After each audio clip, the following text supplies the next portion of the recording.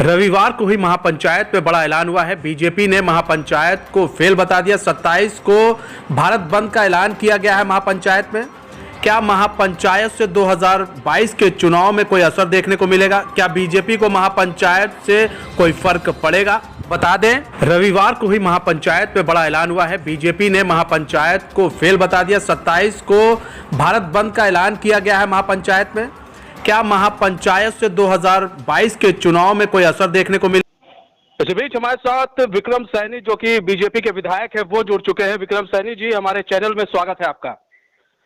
विक्रम सैनी जी, मुजफ्फरनगर में कल एक बहुत बड़ी पंचायत की जाती है, लाखों की संख्या में किसान आते हैं। उसके बाद उसी मंच से, किसान मंच से काफी बड़ा ऐलान किया जाता है कि 2022 में योगी सरकार को उखाड़ फेंकेंगे। जी, ऐसा है। ये किसान महापंचायत कम जी और महागठबंधन की ज्यादा पंचायत थी। जी, राजनीतिक पार्टियों की पंचायत थी इसमें। लोग उधर समाजवादी पार्टी, कांग्रेस, जी, ऐसे ऐसे पार्टियां इसमें सम्मिलित थी, उनके नेता सम्मिलित थे। उनके भाषण भी केवल योगी सरकार को उखाड़ फेंकना है। कहीं डिमांड ऐसी लगी कि का रेट बढ़ाए या भाई कोई किसानों के हित में कोई ऐसी बात इन्होंने नहीं कही, केवल योगी सरकार को उखाड़ फेंकना। जी।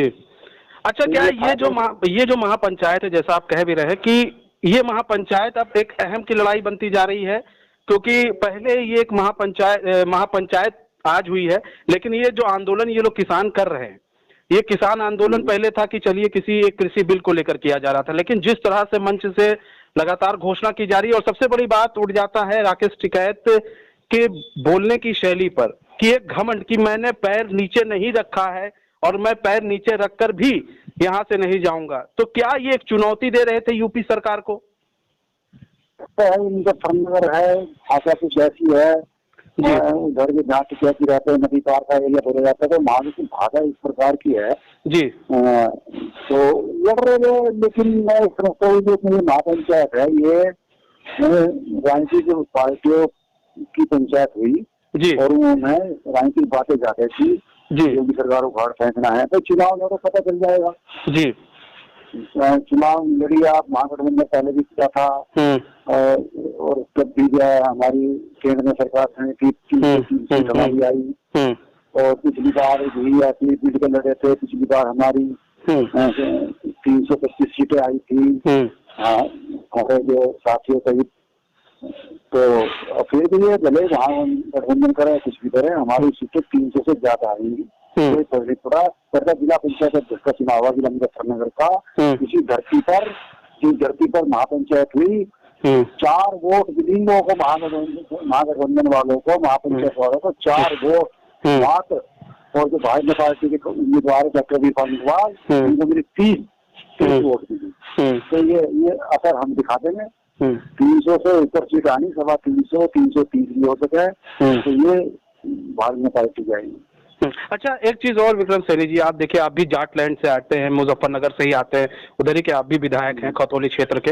अच्छा जी, क्या इस बार जो जाट है, जाट इस बार क्या राकेश टिकैत, नरेश टिकैत की बात सुनेगा, या फिर वो इस बार देखेगा महंगाई, बेरोजगारी देखेगा, या फिर वो इस बार देखा कि क्या नाम है, योगी सरकार ने क्या क्या काम किए जो कि आप जनता के बीच लेके जा रहे हैं कि नहीं, हमारे मुख्यमंत्री ने बहुत सारा काम किया है, केंद्र सरकार के द्वारा भी बहुत सारा काम किया गया है, तो उसको देखकर आप वोट कीजिए। इस बार जनता किस ओर देखेगी? जैसे जैसे चुनाव में जीत आते हैं वैसे वैसे ये बातें उठती हैं जी। 70-75% भारतीय जनता पार्टी के साथ। आपने देखा होगा केंद्रीय जी चुनाव लड़े थे डॉक्टर संजीव बालियान जी के सामने, संजीव बालियान जी जीत गए। महागठबंधन तब भी किया था, तो देख लीजिए आप, ऐसा ही शुरू होगा। और टिकैत साहब भी चुनाव लड़े होंगे, 5,000 वोट मिलती है, तो ये महागठबंधन के लोग लड़ाए थे। अच्छा, आपको क्या लग रहा है विक्रम सैनी जी? मुझे तो ये लग रहा है, देखिए पंचायत में जाना अलग बात है, बाहर के लोग जाते थे जी, पंजाब के लोग जाते थे, दूसरे प्रदेश से जाते लोग थे, हमारे जिले के कम लोग थे। आपके जिले के कम लोग थे। अच्छा, एक चीज और भी है कि इसमें एक चीज और भी देखी जा रही है, ऐसा तो नहीं है कि एक नई पार्टी कि तैयारी में है राकेश टिकैत कि हम एक नई पार्टी बनाएंगे, जिस तरह से अन्ना हजारे के आंदोलन से अरविंद केजरीवाल जैसी पार्टी, आम आदमी पार्टी उठी, उस तरह से ये सोच रहे हो कि हम एक नई पार्टी लेकर आएंगे, बीजेपी को हराएंगे? इस तरह की चीजें 2022 में देखने को मिल सकती हैं, क्योंकि लगातार वो कह रहे हैं कि बंगाल चुनाव में जिस तरह से शिकस्त दी गई है, उस तरह से उत्तर प्रदेश चुनाव में भी हम शिकस्त दिलवाएंगे बीजेपी को। बंगाल चुनाव में तो देखिए हमारी सीट बढ़ी है, वहाँ कोई हमें नुकसान नहीं हुआ, हमें वहाँ फायदा हुआ बढ़ी।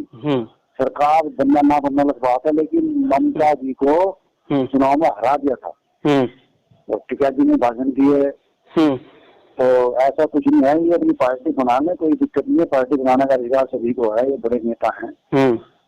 और भाई लाल किले पे तिरंगा भी उतरवा सकते हैं ना, तो बड़े नेता तो इसलिए बनेंगे कि तिरंगा भी उतरवा दिया, उसका समर्थन किया उतारने वालों का 26 जनवरी को। अच्छा, समाधान क्यों नहीं निकल रहा है बीजेपी और किसानों के बीच? क्यों नहीं निकल रहा है? तो सरकार बात करने को तैयार है, सरकार बात करने को तैयार है, बात करें तभी तो ये कमी बताए ना। 3 आज जो कानून ये बनाए हैं किसान बिल, ये बताए तो सही क्या है इनमें, क्या कमी है, उस कमी को दूर कर देगी सरकार। लोग बताए तो सही, बताना को तैयार नहीं, वापस लो अब तो है ही नहीं है भाई।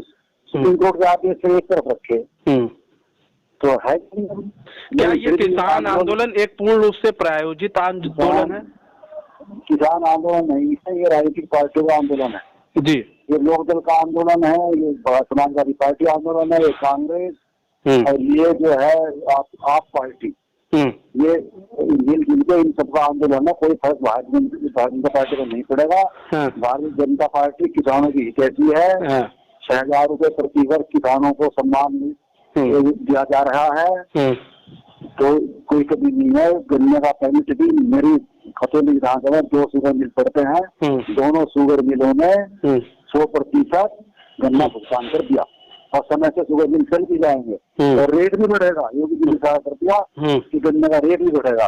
सरकार ने 5 रुपए बढ़ा दिए, ये सरकार भी बढ़ाएगी, ठीक ठाक बढ़ेंगे, ठीक ठाक रेट बढ़ेंगे, योगी सरकार ने भी कहा है। अच्छा, एक चीज और है, 27 तारीख को भारत बंद कहा गया है कि 27 तारीख को भारत बंद रहेगा। अच्छा, एक चीज बताइए, कोई भी नेता आता है, एक मंच पर आता है और कहता है कि भारत बंद, एक दिन का भारत बंद, 27 तारीख को भारत बंद, तो फिर 27 तारीख को भारत बंद वो कह के तो चला जाता है, लेकिन उसका असर आर्थिक स्थिति और भी जो लोग हैं, आम जनता है, करोड़ों की जनता है, उस पर पड़ता क्या? ये लोग नहीं सोचते हैं? नहीं, गलत है। कोई लोग परेशान हो, दुकानदारों को नुकसान हो, सरकार को नुकसान हो, सरकार इसी से तो चलता है सारा काम। लोगों को सामान क्या सकता है, भारत बंद है, कोई खास असर नहीं पड़ने वाला, कोई खास असर नहीं पड़ने वाला। दुकानदार दुकान खोल लेंगे। और किसान आंदोलन में आपने सोचा मुजफ्फरनगर में पत्रकारों, जो महिला पत्रकार थी चित्रा जी, उनके पास बदतमीजी हुई। एक जो है कलेक्ट्रेट का उसका ताला तोड़ने का प्रयास किया गया।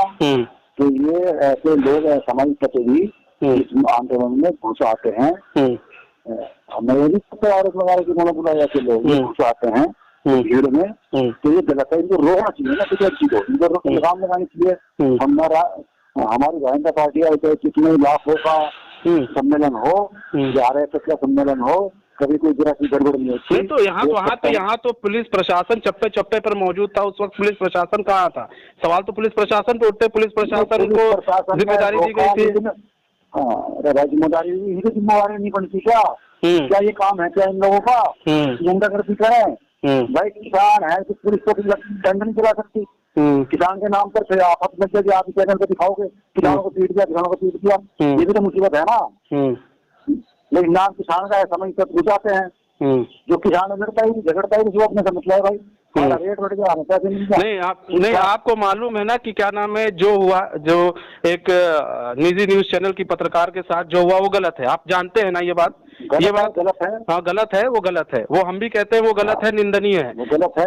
लेकिन चलिए, उस वक्त नहीं कार्रवाई हुई, बाद में तो कार्रवाई की जा सकती थी। रिपोर्ट लिखवा देनी चाहिए, थाना में करवा दें कार्रवाई, थाना में रिपोर्ट लिखवा देनी चाहिए। कौन नहीं कार्रवाई, जो भी थे इसमें से निकाल लेंगे। चलिए विक्रम सैनी जी, आप हमारे साथ जुड़े और अपना बहुमूल्य समय हमें दिया, उसके लिए बहुत बहुत धन्यवाद। तो हमारे साथ बीजेपी के विधायक खतौली से जी विक्रम सैनी जी जुड़े हुए थे। उन्होंने बताया कि किसान आंदोलन जो हुआ है वो पूर्ण रूप से एक प्रायोजित था और इसमें जो है ज्यादातर किसान नहीं, अलग अलग पार्टी के लोग दिखे, जैसे आरएलडी, सपा और भी जो पार्टी हैं, विपक्षी पार्टी हैं, उन लोगों का ये आंदोलन था और इसे फेल बताया गया है कि ये कोई बहुत बड़ी नहीं हुई है। इसे बता रहे हैं ये जो महापंचायत हुई ये पूर्ण रूप से फेल है और सिर्फ लोगों को बरगलाने का काम किया जा रहा है। 2022 में 300 से ज्यादा बीजेपी वोट पाएगी। अब ये तो आने वाला समय बताएगा कौन कितना वोट पाता है, लेकिन अब देखना पड़ेगा, देखने वाली बात होगी कि किसान महापंचायत का जो असर है वो क्या आने वाले विधानसभा चुनाव में पड़ेगा।